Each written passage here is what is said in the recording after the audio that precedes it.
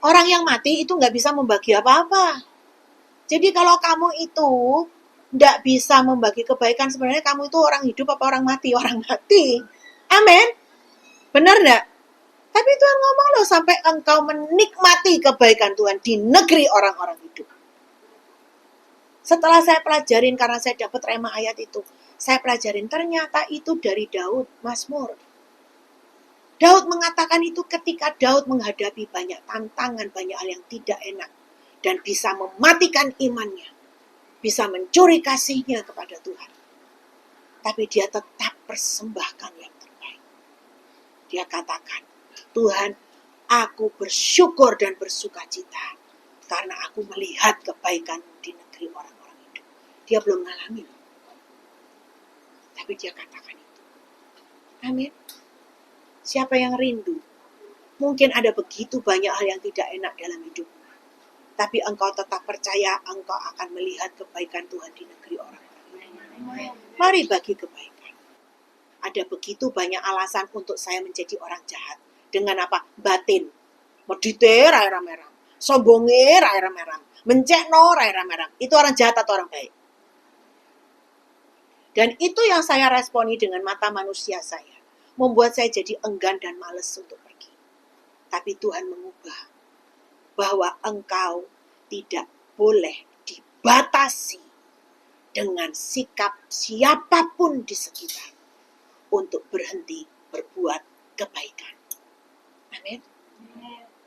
Berapa banyak dari kita yang seringkali kita itu terdorong untuk berbuat baik karena kita dibaikin. Terdorong berbuat baik karena sekeliling kita berbuat kebaikan. Tapi berapa banyak dari kita yang terhambat berbuat baik karena sekeliling kita tidak ada baik-baiknya. Itu artinya engkau akan membiarkan dirimu dibatasi oleh situasi dan orang-orang sekelilingmu. Betul? Yang kalau kamu tidak waspada di hari-hari ini, itu nanti malah bisa mengubah jati dirimu menjadi orang kebanyakan yang seperti itu. Yang juga jahat.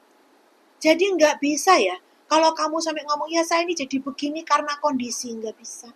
Karena Tuhan panggil saudara dan saya tidak untuk berubah jadi orang jahat karena kondisi. Mau kondisi apapun, tidak boleh ada yang merubah engkau menjadi orang jahat. Jelas Tuhan itu Bapa yang baik, Bapa yang penuh kasih. Jadi anak-anaknya, kita yang ngaku anak-anaknya, ya kita harusnya penuh kasih dan jadi orang baik. Betul? Berikan bahkan lebih daripada apa yang dia pikirkan.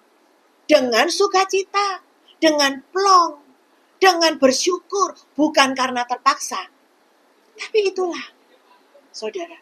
Sampai saya bilang nih, Tuhan mereka ini kok jadi baik banget, Tuhan bilang. Nah, yang namanya berbuat kebaikan, itu akan transfer. Amin. Transfer spirit. Makanya jangan kumpul sama pencemooh.